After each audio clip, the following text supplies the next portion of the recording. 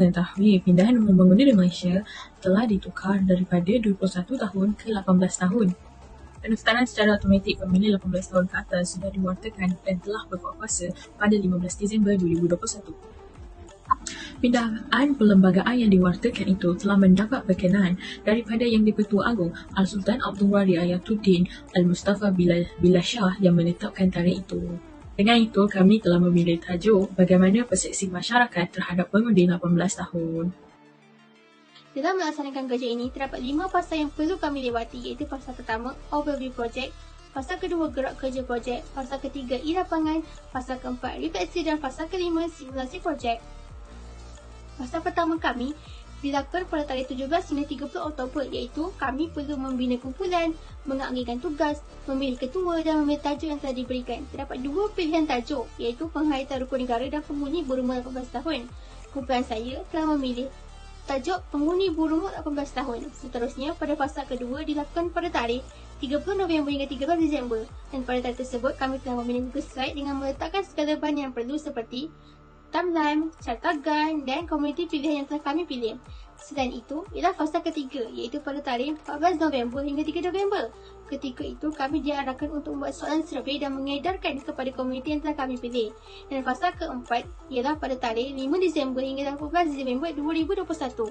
Ketika itu, kami perlu menganalisis soalan survey yang telah kami berikan kepada komuniti kami. Dan akhir sekali ialah fasa 5 pada tarikh 26 Disember 2021 hingga 13 Januari 2022. Dan ketika itu, kami perlu melengkapkan video dengan mempunyai segala arah yang telah diberikan dan perlu menghantarkannya pada tarikh 13 Januari 2022. Hari ini saya akan bercakap tentang soal selidik kami.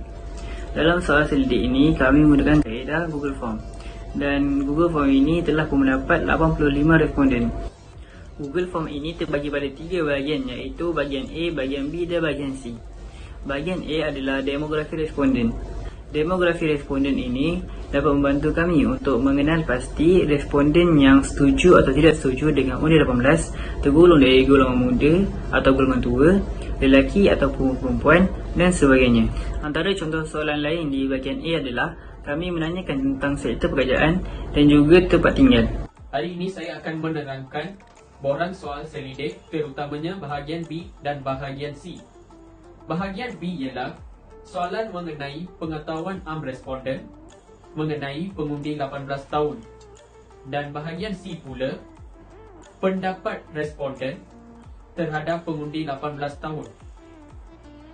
Contoh salah satu soalan di bahagian B adalah, adakah anda menggalakkan keluarga atau rakan anda yang berumur 18 tahun untuk mengundi? Saya akan terangkan apakah kumpulan komuniti berdasarkan kajian terhadap umur 18 tahun hingga 41 tahun. Majoriti daripada mereka kurang bersetuju mengenai isu penurunan had umur 18 tahun untuk mengundi. Hal ini kerana mereka beranggapan bahawa umur 18 tahun ini masih cenderung kepada dunia hiburan serta mudah dipengaruhi oleh perkara-perkara negatif. Hal ini akan memberi impak negatif kepada negara dalam memilih pemimpin. Di sini kita dapat melihat sikap patriotisme rakyat Malaysia yang mencintai negara. Ini kerana mereka mahukan rakyat Malaysia mengkaji dahulu serta menimba ilmu pengetahuan mengenai politik sebelum memilih pemimpin negara. Refleksi berdasarkan keperluan komuniti yang majoriti ialah masyarakat yang berumur sekitar 18 hingga 25 tahun ke atas terlibat dalam kajian Islam, iaitu pengundi berumur 18 tahun. Sektor pekerjaan yang majoriti pula ialah dari kalangan pelajar dan kawasan tempat tinggal di luar bandar. Ini menunjukkan bahawa dalam kalangan orang muda atau mahasiswa sekarang, semangat patriotisme itu masih wujud. Hal ini kerana institusi pengajian tinggi sering menjayakan pelbagai aktiviti berteraskan semangat patriotisme. Oleh itu, setiap lapisan masyarakat di Malaysia hendaklah mempunyai rasa kesetiaan, kecintaan, semangat patriotisme dan bersyukur dengan apa yang dinikmati bukanlah suatu kerugian. Sebaliknya, manifestasi kepada wajah dan kepribadian kita terhadap negara.